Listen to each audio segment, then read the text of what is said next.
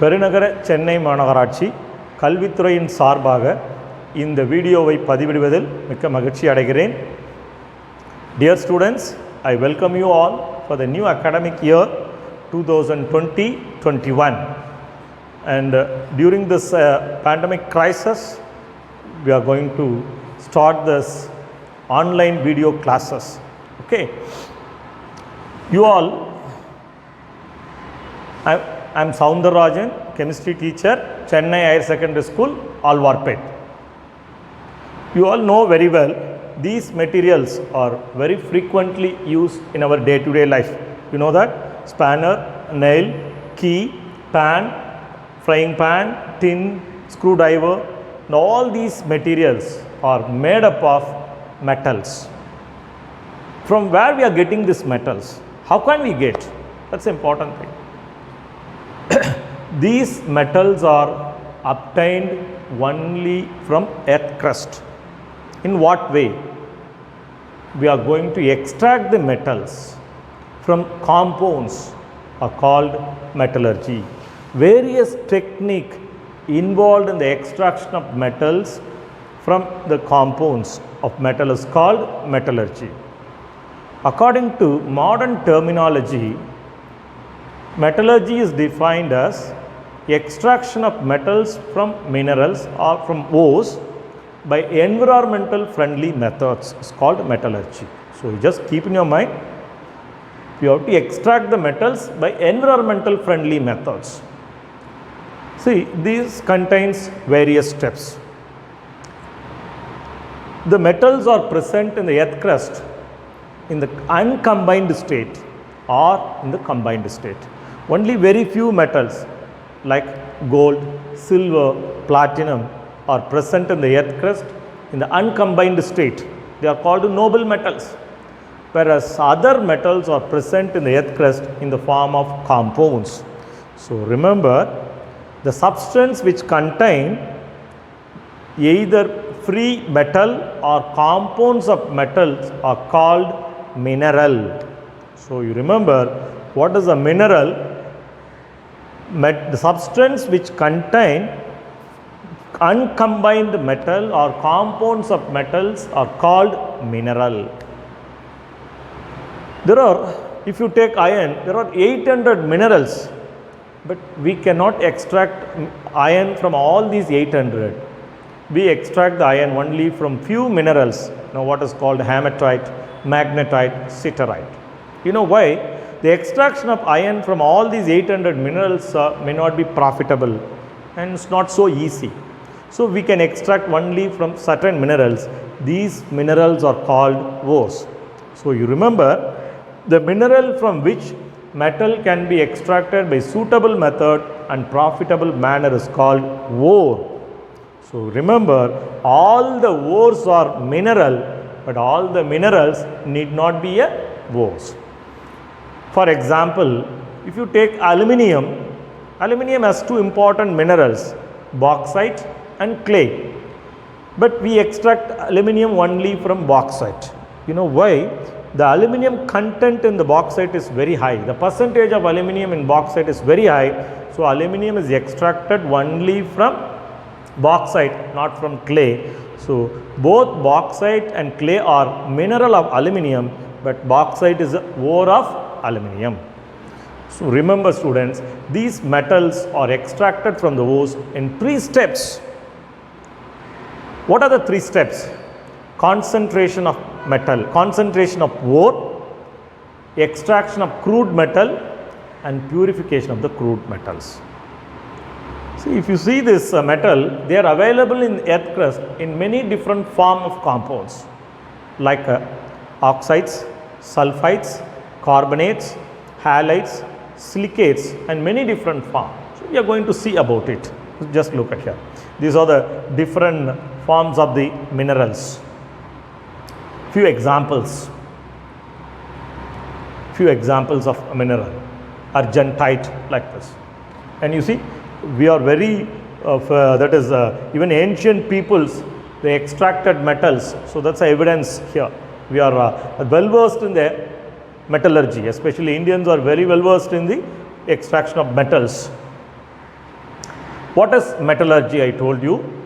Various technique involved in the extraction of metals from ores in the environmental friendly way is called metallurgy.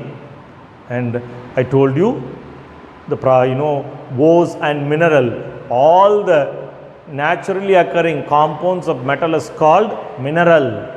The mineral from which metal can be extracted by profitable manner is called ore. All the ores are minerals, but all the minerals need not be a ores. I gave you few examples. Say iron has 800 minerals, but we extract only from few, so they are called ores. Aluminium has 2 minerals, bauxite and clay, but we extract only from bauxite, so bauxite is a ore. Both aluminium and clay are minerals. And you see, these ores are, generally I told you there are 3 steps involved in the extraction of metal: concentration of ore, extraction of crude metal from the ore, and purification of crude metal. Before going to this extraction process, you are supposed to see what are the different kind of ores. Different kind. You see, metals are occur in the earth crust in different form. Like if you take aluminium, it occurs in the form of oxide like bauxite, diaspora, kaolin. Iron, hematite, magnetite, siderite, iron pyrite, limonite. So you should remember the name of the ores and the formula, like zinc blende, calamine, zincite. So you should remember, definitely there is a chance for asking one mark question from this tabular column. So you should read this tabular column with the formula. Okay. And always, if you look at the ores are always associated with some impurities. What are the type of impurities? Metallic impurities, non-metallic impurities, organic matters, plants, decayed animals, organic materials, and inorganic materials. So many impurities are associated with the ore. These impurities are collectively called as gangue. What is gangue? Unwanted rocky, earthy or siliceous materials are called gangue. Removal of these impurities from the ore is called concentration. So what is the use of concentration? We can enrich the percentage of metal in the ore, increasing the concentration of metal in the ore by concentration. So that is called ore dressing or ore concentration or ore enrichment. It can be done in different ways, like hydraulic washing or gravity separation, froth flotation, magnetic separation, chemical leaching. Chemical leaching are the various types: acidic leaching, basic leaching, acid leaching, cyanide leaching. There are so many methods, but the method depends upon the nature of ore and nature of impurity present in the ore. So we should choose a suitable method for purification of the ore based on the nature of impurity and nature of metal, nature of the ore. Just look at here. Gravity separation or hydraulic washing, froth flotation, leaching, solubility based extraction, cyanide leaching, ammonia leaching, alkali leaching, acid leaching, and magnetic separation. We can choose any one method based on the nature of the ore and nature of impurity present in the ore. Let us see the first 2 methods in this session. First one, gravity separation. You remember, this method is applicable only for heavier oxide ores. The ore is crushed and powdered well. It is poured over the running water, current flow of water. What will happen? The heavier the ores have high specific gravity. See, the ore having high specific gravity get deposited immediately. The lighter gangue particles are washed away by the running water. They settle at the bottom after some distance. Then after some time, you can stop the flow of water, you can separate it. This method is called gravity separation or hydraulic washing. It is applicable only for oxide ores. Say example, gold, tin stone, and other example. You see hematite, gold, tin stone. So look at this diagram. So easy. This method is generally applied to concentrate the native ores such as gold, oxide ores such as hematite, tin stone. You see the diagram? There is a current flow of water. Water is flowing from one end to another end. When the powdered ore particle is poured on the top of the water, what will happen? The ore particles, generally oxide ores have high specific gravity, they get settled immediately. Whereas the lighter ore particles or lighter gangue particles are washed away by the water. After some time, you can stop the flow of water, you can collect this ore from impurities. This method is called gravity separation or hydraulic washing. Remember, it is applicable only for native metals such as gold and oxide ores such as hematite and tinstone. Another method, froth flotation, is an interesting one and the most important question. See, if you look at this froth flotation process, there is a very big iron tank. 3/4 of the iron tank is filled with water. The ore is crushed and powdered well. It is mixed with pine oil. It is added to the iron tank and agitated with compressed air. So what will happen? The fourth is produced. The fourth comes up. See what happened? The lighter ore particle also comes up along with the fourth. It floats on the surface. It is skimmed off. That means it is removed from the container and washed with water. You will get pure ore particle. Along with these substance, we had two other substance. What is called? One is called dispersing agent. Another one is a stabilizing agent. See, sodium ethyl xanthate is added to increase the absorption capacity of the ore.